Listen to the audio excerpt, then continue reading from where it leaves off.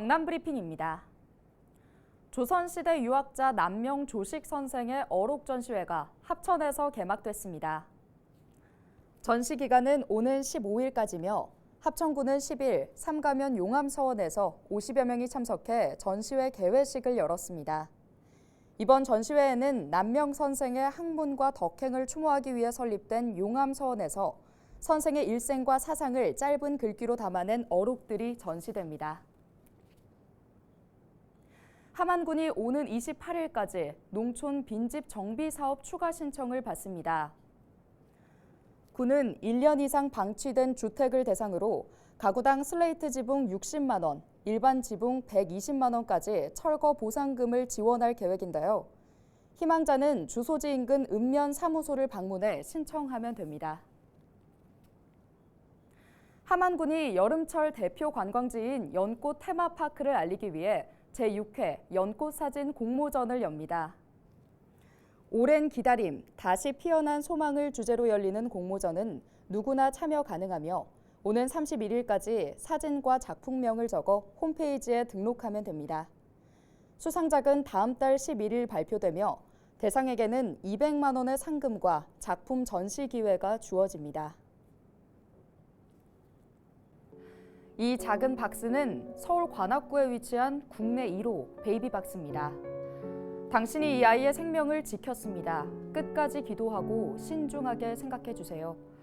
아이를 이렇게 두고 간 엄마의 마음은 어땠을까? 그 딱한 사연에 가슴이 아린데요. 하지만 이렇게 베이비박스에 아이를 두고 가는 건 원칙적으로 불법입니다. 우리 형법은 이를 영아 유기죄로 처벌하도록 규정하고 있습니다. 다만 경찰은 유기 과정에서 기관과 상담을 했다면 되도록 입건하지 않고 있습니다. 물론 경찰의 이런 입장을 비판하는 목소리도 있습니다. 베이비박스를 처벌하지 않으면 영아 유기를 조장할 수 있다는 건데요. 반면 베이비박스 처벌 비중이 높아지면 불법 입양이 늘거나 학대나 살해 등 강력범죄로 이어질 우려가 있다는 얘기도 있습니다. 이 베이비박스를 처벌할 것이냐 말 것이냐 양측의 의견이 팽팽히 맞서고 있는 가운데 전문가들은 친모에 대한 처벌보다 근본적인 문제 해결을 고민해야 한다고 강조합니다. 베이비박스에 아이를 두고 갈 수밖에 없는 엄마들의 안타까운 사연. 그들은 왜 이렇게밖에 할 수 없었는지, 그리고 그들이 진정으로 필요로 하는 것은 무엇인지 이에 대한 고민이 먼저 있어야 한다는 겁니다.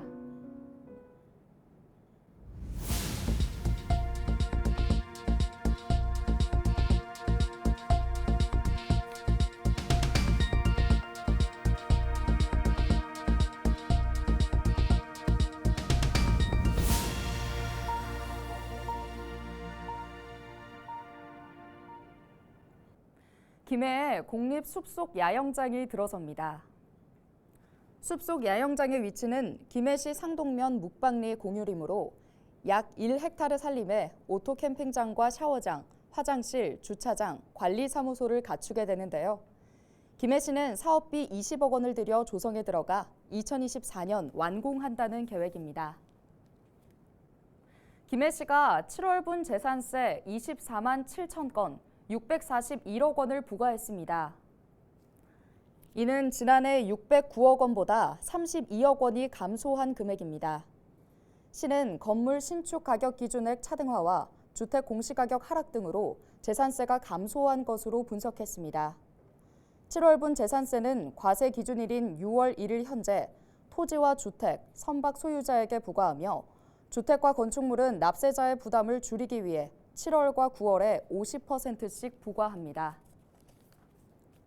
한화오션이 잠수함의 생존성을 높여주는 핵심 장비를 국산화하는 데 성공했습니다. 한화오션은 음향 측심기와 음탐기 비콘, 발사형 수중 환경 측정기 등 음향 장비 국산화에 성공하면서 장보고 3급 배치2 잠수함에는 80% 이상 국산 장비가 사용된다고 밝혔습니다. 또 기존 장비보다 50% 정도의 비용을 절감하고 생산 효율도 극대화할 수 있을 것을 기대했습니다. 지금까지 경남브리핑이었습니다.